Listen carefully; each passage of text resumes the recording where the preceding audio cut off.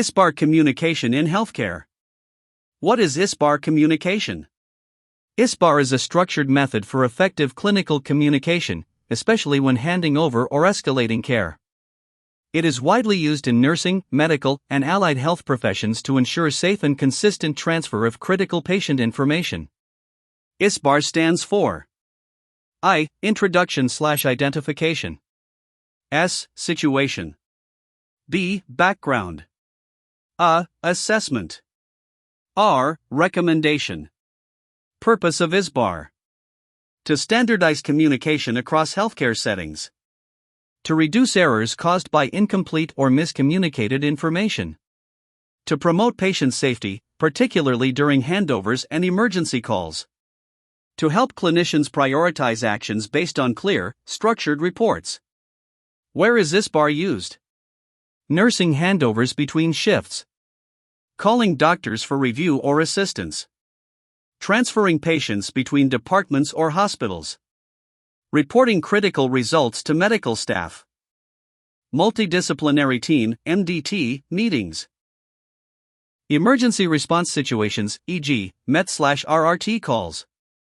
Main advantages of ISBAR: reduces communication errors, promotes clarity, accountability, and safety.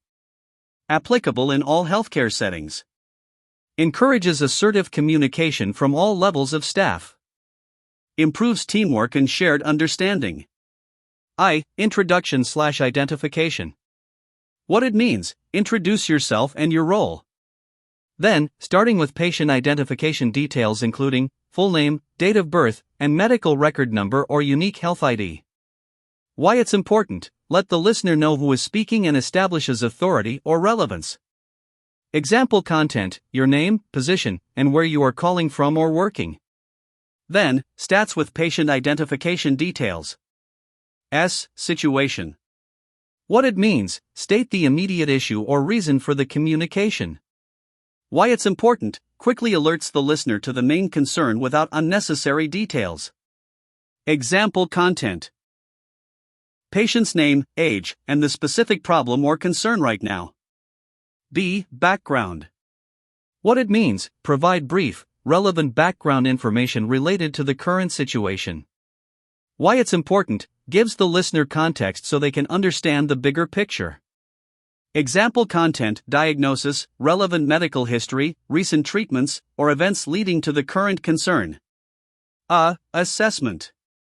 What it means: share your clinical observations and professional assessment. Why it's important: helps the listener grasp the severity and urgency based on your findings.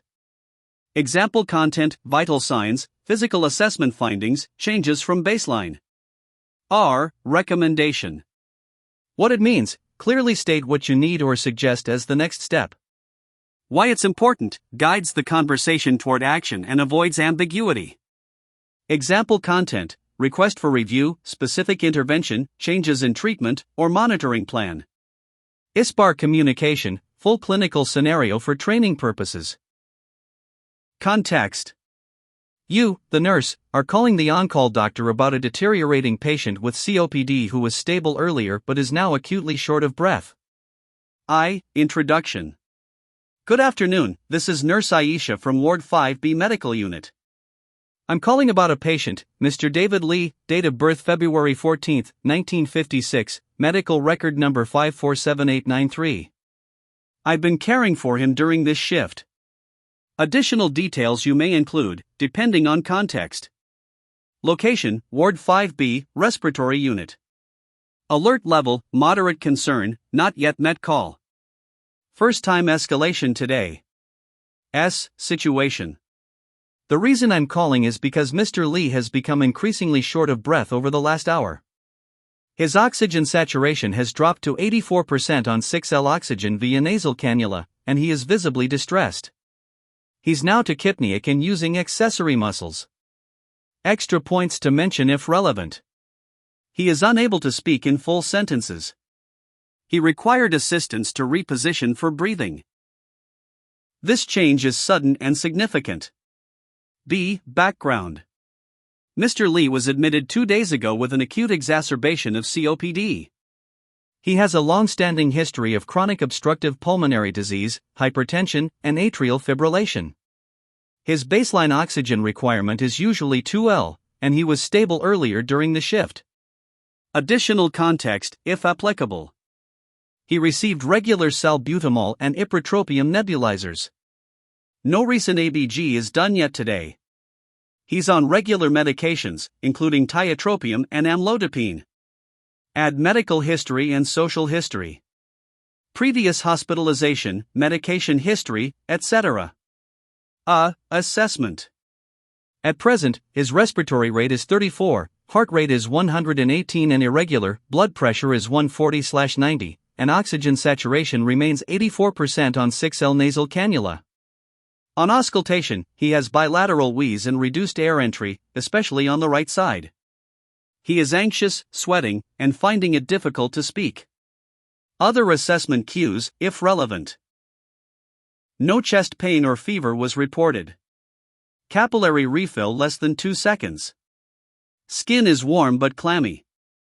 No new cough or sputum production. Recommendation. I'd like you to come and review him as soon as possible. Would you like me to start a salbutamol nebulizer while waiting? Also, should I prepare for an arterial blood gas and check if we need a portable chest X-ray? Always clarify what the doctor wants next. Start treatment now or wait for review? Escalate to the respiratory team? Update family if condition worsens? ISBAR gives structure to urgent communication. When using it, always confirm patient name, DOB, and MRN. Describe the change in condition clearly. Provide concise but complete background. Give a focused assessment. Offer clear recommendations and confirm the next steps. Remember, ISBAR is not just for emergencies. Use it during handover, patient transfers, and referrals to avoid misunderstandings. ISBAR helps you communicate critical information clearly, confidently, and safely. It ensures that the right information reaches the right person at the right time. Use it every day, it saves lives.